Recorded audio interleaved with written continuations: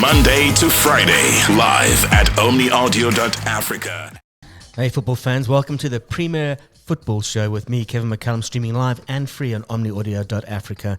We have all the news, the views, the interviews and the abuse you didn't realise and needed to know.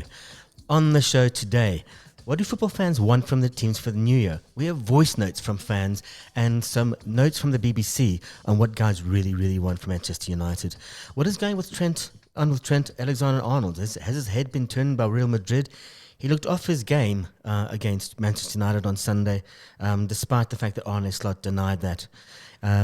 United got a point from Anfield on a day when the game was almost called off because of the weather. Is this a turning point? Should they kick on from this? Would it be obscene, as Martin Samuel wrote in the Times of London, if they didn't kick on from this? And Postecoglou is angry. How angry? Well, the angriest he's ever been in his career, he says. Marco Silva from Fulham is also angry. So is Mikel Arteta angry. Who are they angry with? Referees.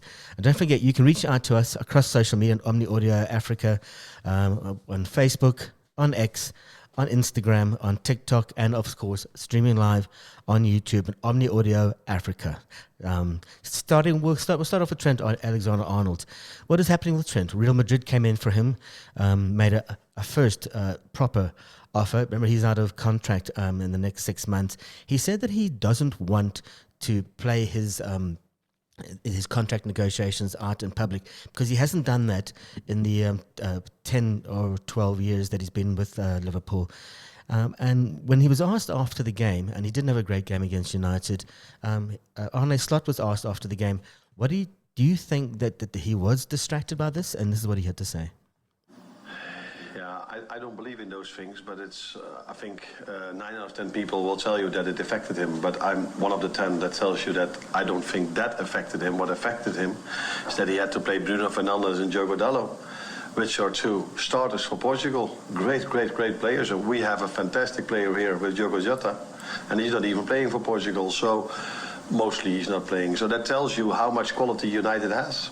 And if these players set themselves to a game, and that is what United once in a while do, then it's very difficult to play against them. And I think that is more difficult for Trent to play against Bruno Fernandes and Diogo Dalot than it is the rumors that were there during the week. But yeah, that's my opinion, and probably everybody's going to tell you that it had to do with the rumors, but my opinion is different. Yeah, it's hardly a rumor. It was a genuine physical and apparently quite decent offer.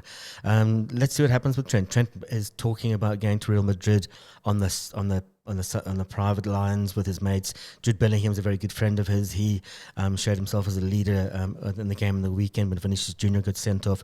But United did target him on the weekend. Almost over half of their attacks came down the left-hand side of the pitch, which is where Trent was. That's 54% of attacks came down there. 18.1% went down the middle, and 27.9% went down the right-hand side, which is Andy Robertson's side. There were blunders.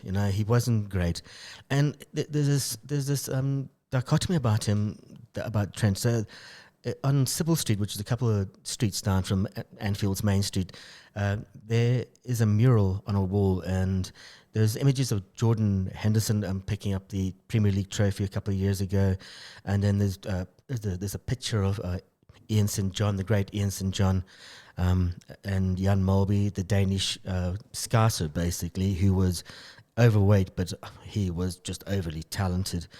And then there's another picture of a player with his back turned to display, and he's showing the number 66 on his back, and there's a quote that says, "I'm just a normal lad from Liverpool whose dream has come true." So Trent said those words after the Champions League final when they beat Spurs in 2019, but he's probably unaware then exactly what would happen. And they next season won the Premier League trophy for the first time in 3 decades. By the time Trent was 23 years old and 219 days old, he'd won the FA Cup, the League Cup as well. And your life seemed easy. Train, play, lift a trophy, and then do it again.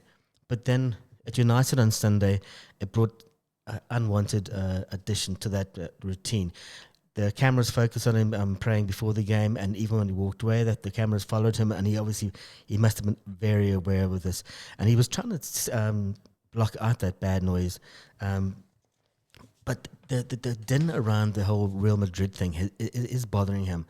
The Spaniards' approach for him was dismissed by Liverpool out of hand. But in hindsight, that was probably the day that something shifted in the minds of a lot of Liverpool fans. Maybe this is the week that football changed for Trent. You know, he needed to play well on Sunday, which he didn't because of all the speculation, and he wasn't alone. And Arne Slot said before the game, United were better than their league table suggested, and you know he was right. They weren't bad, but then Trent had a really bad afternoon. Ruben Amorim basically targeted his right flank. He was substituted in the 86th minute eventually after one mistake too many. A loose pass that he was trying to give to Virgil van Dijk was intercepted by Amad Diallo, and a counter-attack only ended with Virgil blocking a shot from Garnacho. Van Dijk then stared at him. I don't know if you can see the video again. He was absolutely furious with Trent and gave him a couple of words. And then Slot turned around and basically said, he got Conor Bradley stripped earlier to get onto the field in place of him. Conor Bradley, the young Northern Irish right back, who's been a revelation. Trent was at fault for United's first goal. He allowed Diego Dalot to run past him, and then he let Lisandro Martinez pick a pass, and finally he switched off as the Argentinian defender, basically tiptoed into space behind him and smashed an absolute cracker, a Ryan Giggs type shot. It was 2 points lost to Arne Slot, and this is what he said after the game. Of course, it feels for us as 2 points dropped. I think many people, what stays in their head for a long time is what happens in the end. And that was a big chance for Maguire, of course. But what we tend to forget is that 2 minutes before, Virgil has maybe just such a big chance as he had to make the 3-2 for us. In the end, it was a difficult game, a bit similar to maybe the Nottingham Forest game, where playing style of both teams were quite similar. So defending in a low block with a lot of bodies, and if they had the ball, not the risk of build-up, but play it long. Every free kick they got somewhere in and around their own half or our half, they brought it in. So that was a bit similar to Forest, and that is not always easy then to play against that style of football, and that's what showed against Forest, and it showed against today as well. Especially if they have such a good quality players that can defend so well, then it's not so easy to play through that low block they had. Yeah, that low block, it was a big problem. It leaves Liverpool still top of the league on 46 points, still ahead of Arsenal in second with a game in hand. They're 6 points ahead. Forest are down in third and 37 points. That's 9 points behind. Chelsea are 36, 10 points behind in fourth. Manchester United are down at 13th. They've popped up a couple of places. 20 games played, 23 points. So they're still a ways off the top, and the odds are against them. I think it's 100-1 for them to try to make the top four, and it's even bigger, obviously. But they won't get relegated. But if they don't kick on from this, it will be obscene. Before the game, Ruben Amorim, the Manchester United coach, said the tailspin is only going to be resolved if they can show the same mentality that helped drive them through this draw with Liverpool. And it's still amazing. All my Man United mates are sending me a message saying, well done, we drew. We got 2-2. You drew a game. You got 1 point. Well done, man. United coach said he was mad that this team and hadn't played like this, hadn't showed this characteristic. He was disappointed in the fact they hadn't shown this level of mentality. And the games that basically at the start of his performance, they've been basically lacking in the basics. He wants to see them play better. So they actually played really well, as opposed to their fluke whenever they beat Manchester City early in the season. Do you remember that they were the season before the Premier League? United were chasing Leeds for the First Division title, and they didn't kick on from there. It took a long time, but Ruben Amorim is right to be angry, and he was talking about this mentality change and the way his team played. I think it's a very good sign, and it's really clear. We lost 3 games in a row at home. Some of the games we suffered like 2 goals without doing nothing. So I'm upset today, really upset, because when I'm pleased for the performance, but everybody today is going to say to that team that they did a good job. So today I'm allowed to be the only guy upset with the team, but today we were a team.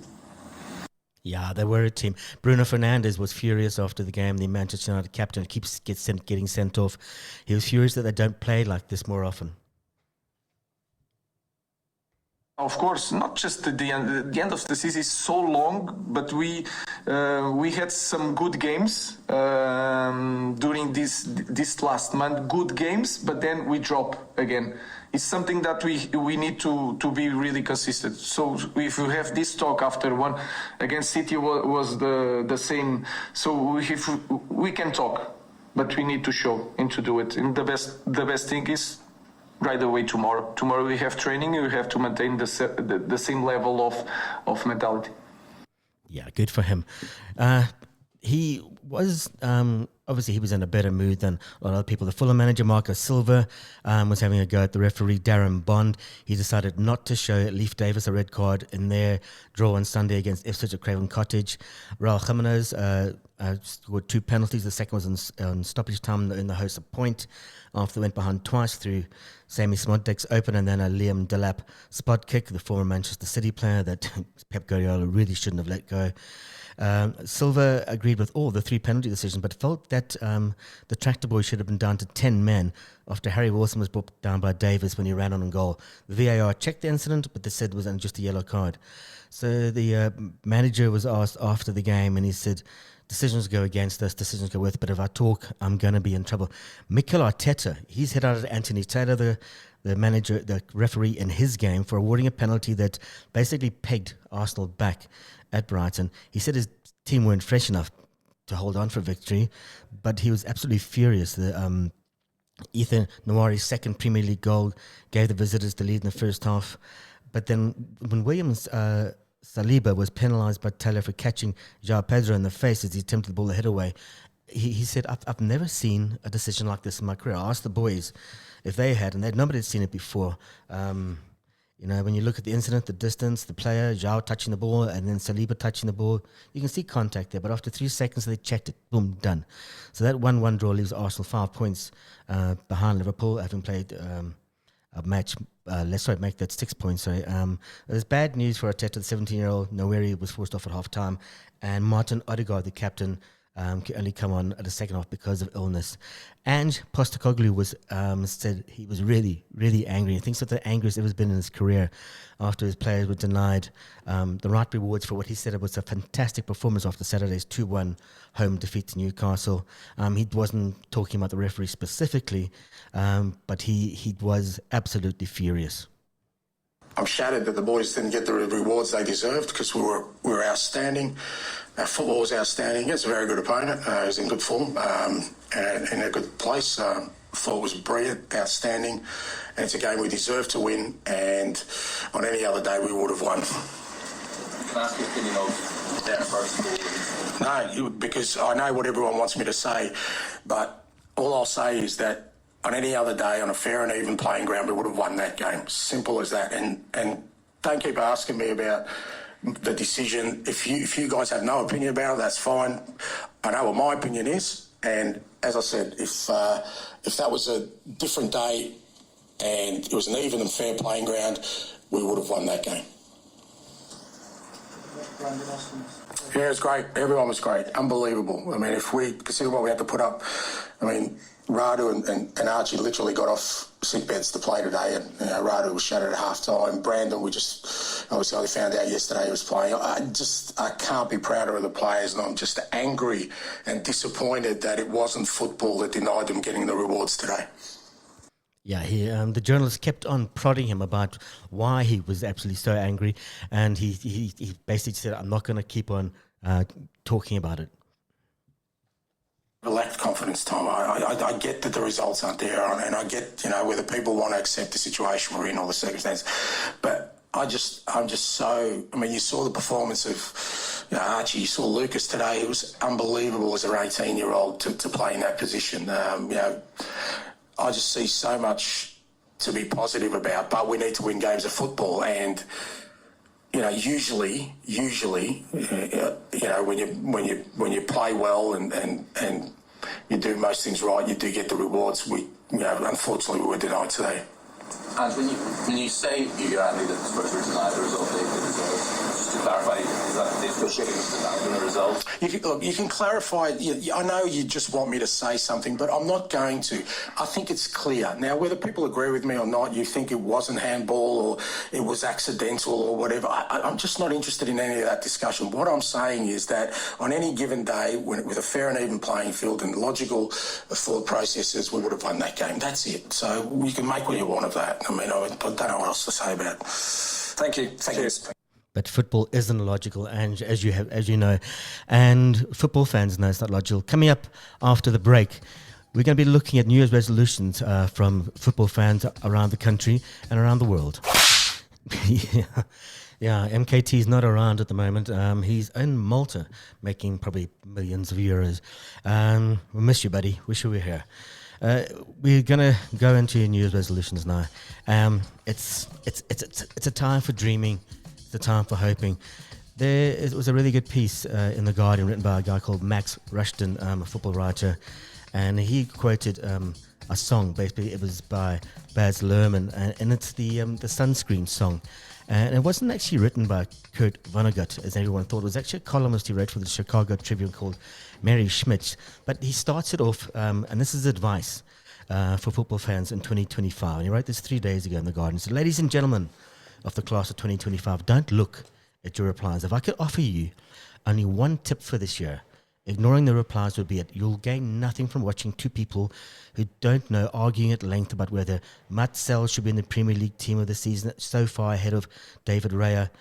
The long-term benefits of spending less time on social media have been proved by scientists. Results don't matter. Genuinely, almost no football teams win things. Just desperation for a trophy is fine, but if you love a football team for your whole life, win nothing, and have the best time, you can still do it. Revel in the pain of it. Every game without 3 points will make it sweeter when it comes. You will win again. It may be in League Two, Manchester United. If a trophy ever comes, the longer the wait, the better it'll be. Winning over and over changes your expectations. Don't get blasé about victories. They're not entitlement. Don't listen to old people who tell you football was better when they were young. It obviously was, but that isn't the point. If you're old, it's okay to lose in your nostalgia, like Gareth Southgate picking Bruce Hornsby and the Rangers the way it is because it was played as the backing music to the results on grandstand. I thought I was the only one who felt that way every time they played it. There's no one correct definition of a proper fan. A fan is a fan. Maybe you grew up next to Anfield. Maybe you were born in Manila, but your grandmother gave you a Rotherham scarf when you were 5. Maybe your dad, like mine did, gave me a little kit bag with Liverpool on it and gave my brother when they had Manchester United. Maybe it defined your every waking moment 30 years ago, and now it's just part of your life. Enjoy it how you want to enjoy it. Never tire of the beauty. Never tire of the beauty of football. If someone dragging a ball out of the sky with an instep or hammering one off the underside of the bar, admire the perfect camera angle of the shot that starts outside the post and bends in. The VAR is not against you. The media is not against you. There's no agenda against your club. It is simply not a half volley. If the ball is bounced, it must be struck on the bounce. If it bounces, then it's not a half volley. Please keep that going. Goalkeepers can get beaten at their near post. One of the sadder things. Never stop playing. Nothing compares to the dressing room, the deep heat, the knee supports, the ankle strapping, yelling shape, not finding out someone's actual name for a decade and you're in the same team as him. And I've done that. Controlling a ball, winning a header, scoring a goal. That first post-match punt with your mates. Teach your kids to kick with both feet. Text your mum and dad or whoever introduced you to football after every game. I'm privileged that I still can. One day you won't be able to. And I wish I could do that with my dad. He was a United fan. Don't just ignore all the bad stuff. Racism, misogyny, corruption, endless gambling, sport washing, concussion. And we are going to have John Patricius on next week to talk about this. He's a respected sports doctor and has been at the forefront of concussion studies in South Africa, particularly when it comes to rugby. Don't worry about the worrying link between football just ignore the worrying link between football and sexual and domestic violence. Don't worry about terrible owners. It could be your club next. Care about where the money comes from. Don't judge 18-year-olds for not caring about the above as much as you do, unless you did when you were 18. Don't just be a mouthpiece for your football club. Supporting them doesn't mean supporting all their decisions and values. Blind loyalty will only import power, bad faith. You'll be there long after they leave. Do criticize your owners for putting up ticket prices. Broadcasters, don't bullshit fans. They know when a game is bad. Don't pretend it was good. Fans won't stop loving the game because of it. Be aware of the superficiality of all football analysis. Football writers, myself included, we almost never know how football is feeling or what is happening in their life. That's just on the surface. A player is not a traitor if they play for someone else. It's just their job. Referees are humans too. Don't sing 10 German bombers, don't sing about tragedies, but do sing. There'll come a time when you're sitting in the main stand and not many people are singing around you. Take it as serious as you want to, but don't be angry with people who don't. None of it really matters. You are, of course, welcome to ignore all this advice, but trust me on the replies. And yeah, sunscreen is also good. And someone who should be wearing sunscreen is a couple of the guys in these voice notes that I'm going to be playing for you shortly. The first one's from a very good mate of mine. Manchester United supporter here, and I wish my team very nearly came true last night with that draw to Liverpool, which was very nearly a win. Going forward, I'd very much just like to see them put in the same amount of effort every time they play. And as far as additions to the team goes, well, Manchester United desperately needs a new striker. That's it. Cheers. That was Andrew McConaughey, a mate of mine from Joburg. He's a big Man United fan, and he was WhatsApping the hell out of me last night. The next one is from another friend, and you'll recognize the voice. Kev, you're going to have to use another voice note. I can't send your voice note now. Can you how I'm sounding? You can't use this voice, bro. Had a rough night. Sorry, that was my mate Nate, who had a big night. He has actually been on the show before talking about betting, and the reason I played that is so that he can know that I did use the voice note. You'll recognize the next one. As a Liverpool supporter, I would sell Darwin Núñez. I would buy him a one-way ticket to the Galapagos Islands. That was Liam Delcom, a sports writer, a rugby writer, a very famous rugby writer for Times Live and the Sunday Times, an old mate of mine. I've known him since 1998, and we have travelled the world together. Another voice note from, I think, a failed Manchester United fan. Hey, Kev. I'd love to contribute to your show. The only problem is that I don't watch football anymore. I took that decision a number of years ago when my kids were born, because I had 3 boys and I didn't want them looking up to football players as role models, because they were the most appalling role models. So I am a suspended football and Man United fan. And perhaps if their behavior improves, I will take an interest again. I honestly don't watch any football. I don't think I've watched a live game for 10 or 12 years. And rugby is my thing. That is Rory Steyn. Used to be Nelson Mandela Madiba's bodyguard for many years. Owns a security company. His son, Kyle Steyn, plays for Scotland and captains Glasgow Warriors. Sadly out at the minute with a stretch factory picked up. As I said, he's a failed or a lapsed, rather, Manchester United fan. And the BBC asked Manchester United supporters what their New Year's resolutions would be, and here were some of the replies. Peter said, "Stop gifting easy goals to opposition. Christmas is over. And fair play, you did give plenty of gifts, but now the season of giving is over, so pack it in." Another Paul said, "Hard work by the entire team, both on and off the pitch. Park their egos and show everyone that they are playing for the club and not just for the money. In that way, they might just earn the right to play for our fantastic club and even become future heroes for the right and very patient fans." Mojave, who is I think from Eritrea, I think it is, to somehow see out the rest of the season, try and get at least 10 top 10, and focus on winning the Europa League so we can get into the Champions League next year.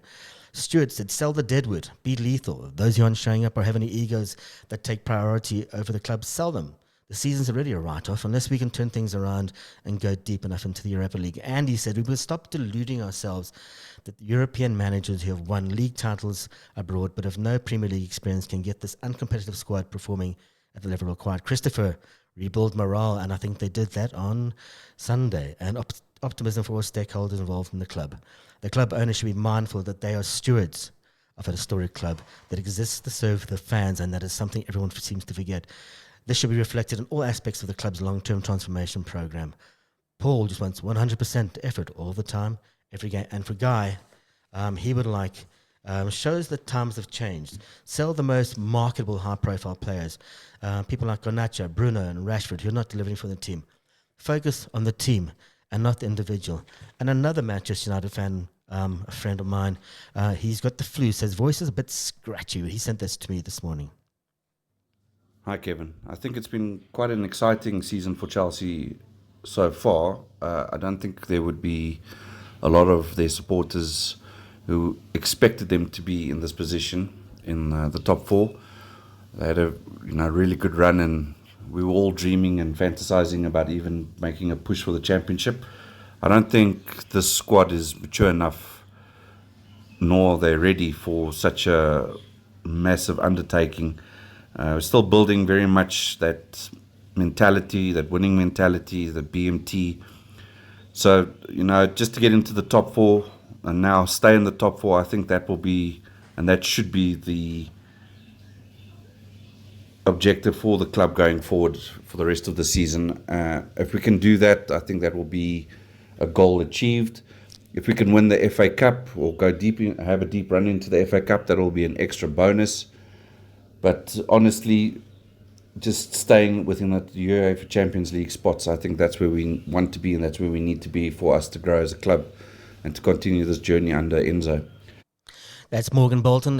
Chelsea fan, not United fan. Apologies, Morgan. Morgan is the sports editor of the Star newspaper and also an old good man. And finally, from a man you've probably laughed to most of your life. Morning, Kevin. Chris Forrest here. As a big Liverpool fan, the thing I would really, really like for my team coming into the new year is for them to carry on exactly how they have been for most of the season. 3 signings I think I'd really, really like them to get in no particular order. Number 1, Mohamed Salah. Number 2, Virgil van Dijk. And number 3, Trent Alexander-Arnold. If we can get those 3 to stick around, I think we're on a winning show for a couple more seasons. Thanks, Chris. That was Chris Forrest, fellow Liverpool fan. What would you like from your team for the new year? What are your New Year's resolutions for your side? Will it be the Betway PSL? Will it be the Premier League? Let us know in the comments section under YouTube, in the YouTube channels, and also across social media. This has been Kevin McCallum, and this has been the Premier Football Show. Monday to Friday, live at omniaudio.africa and streaming data-free on your phone on the MTN network in South Africa. T&Cs apply.